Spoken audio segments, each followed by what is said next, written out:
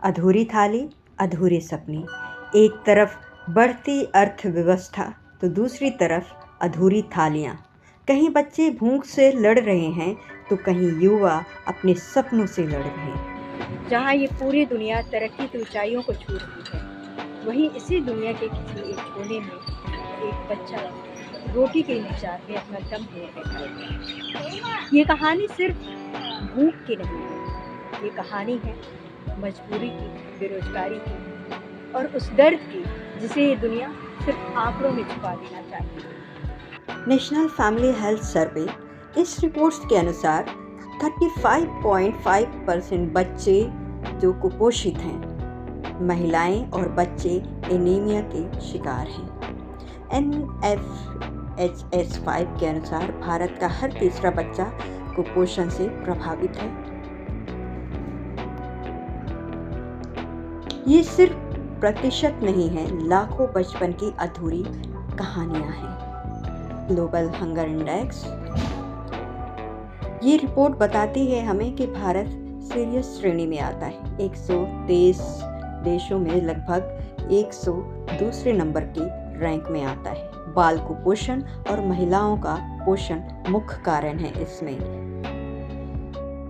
इस दुनिया में कितने ऐसे परिवार हैं, कितने ऐसे घर हैं जहाँ रात को टूटने की भी चलती। माँ अपने हिस्से का खाना अपने बच्चों को खिला देती है, खुद भूखी रह जाती है। राशन की लाइनें हैं लेकिन थाली खाली है, झुंगी बसते हैं।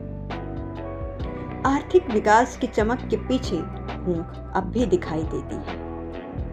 बेरोजगारी मुख्य कारण है। स्टेट ऑफ वर्क इंडिया लगभग 40% युवा बेरोजगार है। डिग्रीधारी युवा में नौकरी का संकट है। हर 10 शिक्षित युवा में से लगभग 4 बेरोजगार हैं। एग्जाम लाइन, नौकरियों की तलाश, रिज्यूम हाथ में लिए युवा घूम रहा है। सपनों से भरे हाथ, लेकिन अवसर अब भी दूर है। सरकारी डेटा, बेरोजगारी दर 5.4% है। गीग इकोनॉमी और असंगठित रोजगार। बूढ़े पिता का दर्द जो कहता है, जब रात को बच्चे खाना मांगते हैं और मेरा मन करता है कि मैं इन्हें कहीं बेच। भूख की कोई सीमा नहीं होती। दक्षिण एशिया के कई देश आज भी गरीबी, बेरोजगारी और कुपोषण से लड़ रहे हैं। जिनमें अफगानिस्तान है, पाकिस्तान है, बांग्लादेश है, इवन नेपाल भी। अफगानिस्तान में वर्षों से संघर्ष और आर्थिक संकट से लाखों लोगों को भुखमरी के कगार पर पहुंचा दिया। यहाँ की स्थिति ये है कि कई इलाकों में इतनी बेरोजगारी है कि लोगों के पास काम ही नहीं है। वो हफ्तों उन्हें कोई काम नहीं मिलता, क्योंकि वो सिर्फ मजदूरी पर निर्भर करता है। उनका पूरा जीवन यापन, ना वहाँ कोई खेती है ना कोई बिजनेस है। और इस स्थिति में ऐसा भी होता है जब लोग काम के लिए निकलते हैं और उन्हें दिन भर काम खोजने के बाद कुछ नहीं मिलता और वो वापस शाम को घर आते हैं। जब बच्चे इंतज़ार कर रहे होते हैं कि बाबा कुछ खाने के लिए वो लेकर आएंगे और बाबा खाली हाथ लौट आते हैं। मासूम बच्चे भूखे सो जाते हैं। एक ऐसी ही कहानी एक पिता सुनाते हैं। जब मैं घर लौटता हूँ, बच्चे उदास भूखे सो जाते हैं और मुझे ये कहना पड़ता है, आज कोई काम नहीं मिला। मेरी बच्ची है जिसे मैंने बेच दिया है। वो 5 साल की है अभी। मैं उससे बहुत प्यार करता हूँ, लेकिन क्या कर सकता था। वो बीमार पड़ी, मेरे पास पैसे नहीं थे इलाज के लिए, और तब मैंने एक रिश्तेदार को उसे बेच दिया कि जब वो 10 साल की हो जाएगी तो आप उसे लेके जाना। अफगान के कुछ ऐसे इलाके जहां आज भी उनके पिता बेटियों को, बच्चों को बेचने के लिए मजबूर हो रहे हैं। उसका कारण है वहाँ बेरोजगारी, भुखमरी। एक पिता कहता है, मैं काम की तलाश में जाता हूँ, काम नहीं मिलता है, वापस जब घर आता हूँ, बच्चे मुझे देख रहे होते हैं, मेरा इंतजार कर रहे होते हैं कि अब पिताजी आएंगे, और खाना बनेगा, खाना खिलाएंगे। लेकिन कई दिन ऐसे निकल जाते हैं कि हमें काम नहीं मिलता और कोई पैसे नहीं मिलते। हफ्ते में कभी कभी 2 या 3 बार ही काम मिलता है। अफगान जो ऐसे इलाके हैं जहाँ पर कोई भी रोजगार नहीं है, कोई इक्का दुक्का वो लोग आते हैं जो जिन्हें काम करवाने होते हैं और जिसमें सैकड़ों लोग होते हैं और उनमें से कोई 1 या 2 लोगों को छांट लिया जाता है कि आज इसे काम मिलेगा। तो इतनी बेरोजगारी खाने के लिए नहीं होता।